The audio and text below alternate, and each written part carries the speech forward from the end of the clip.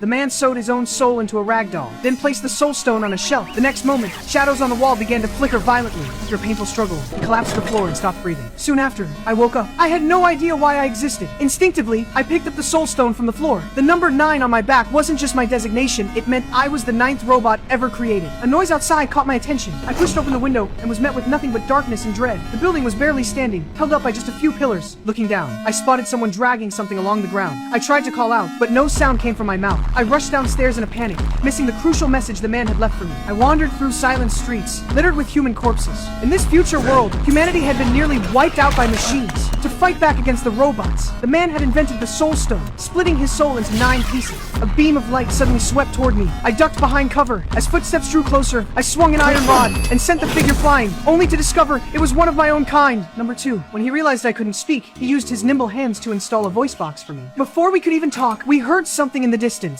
Number 2 quickly told me to hide inside a metal canister. A mechanical claw crept toward us and swatted Number 2 aside, just as it was about to grab me. Number 2 jumped in to save me and was captured instead. Badly injured, I slowly lost consciousness. When I came to, I saw the shadow of a large pair of scissors. That was Number 5. Then a cloaked figure appeared. Number 1, the leader of the robots. He had the burly Number 8 take us to the top of a cathedral, where he shared his memories from before he awakened. Before Number 1 woke up, the man had already created 8 robots. By then, the city was already at war. To release poison gas in place of humans, the robots had barely managed to survive. From that point on, Number 1 became the leader. After Numbers 3 and 4 went missing, he became even more cautious. He refused to rescue Number 2, believing it would only bring danger to the rest of us. But I couldn't abandon a friend. I found Number 5 and tried to convince him. Kind-hearted as he was, he agreed without much hesitation, and so we set off on our journey. Along the way, we ran into a sandstorm. The map blew away, and Number 5 nearly died. We found a cave with robot footprints inside. The place was creepy, filled with the wreckage of war machines. We crept closer and found Number 2. He frantically signaled us to keep quiet. A mechanical hound was lurking nearby. We carefully pried open the cage, but the noise still alerted the hound. Just as it was about to attack, a masked figure burst out, wielding a meteor hammer. She smashed the hound's eye, leaped up, and drove her weapon through its body. She cleanly severed its head. She removed her mask, and we realized it was Number 7. Everyone was caught up in the joy of reunion, but I noticed the soul stone. I saw that the 3 grooves on its back matched the slots on the wall, so I placed it in. Number 2 tried to stop me, but it was too late. He saved me again, but this time, his soul was drained. All that was left was an empty shell. The awakened machine launched an attack. We escaped through the pipes and barely made it out alive, but the danger wasn't over. The long-dormant machine factory had restarted, and a mechanical pterodactyl was born. Grieving our lost companion, we went to a library, searching for answers. There, we found the twins, Numbers 3 and 4. They hadn't gone missing at all. They'd been here the whole time, searching for the meaning of our existence. The twins had the ability to project memories. Through their visions,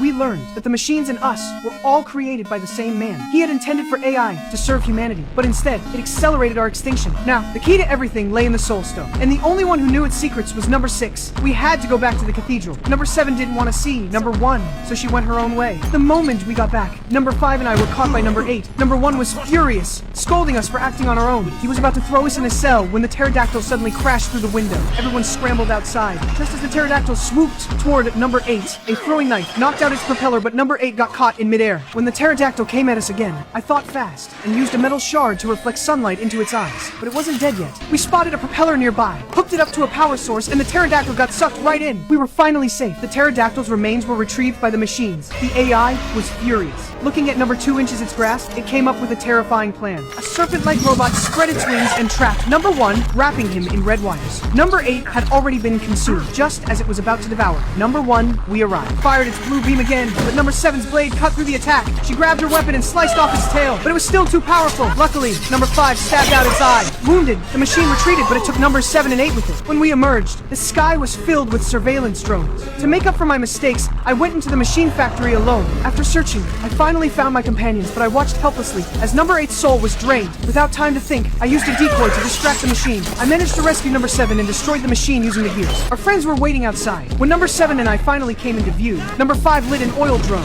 and the others rolled it into the pipes. A massive explosion followed, and the factory was destroyed for good. But we still had no clue about the Soul Stone, so I returned to the place where I was born. There, I saw a holographic message the man had left for me. Only by working together and using the Soul Stone could we defeat the AI. Armed with the truth, I immediately reunited with the others, only to find the AI wasn't dead. To get the Soul Stone back, I was ready to sacrifice myself. Just as the blue beam fired, stubborn old Number 1 shoved me aside and took the hit. His soul was taken. There was no time to grieve. I rushed forward, pulled off the Soul Stone, and pressed its mechanism. The captured soul was finally free. With a thunderous explosion, the AI was destroyed once and for all. Following the man's instructions, I released my companion's souls. They said their reluctant goodbyes and rose into the sky as green lights. A flash of green streaked across the heavens, and rain began to fall, the first rain since humanity's extinction. I believe this land will one day return to its former glory.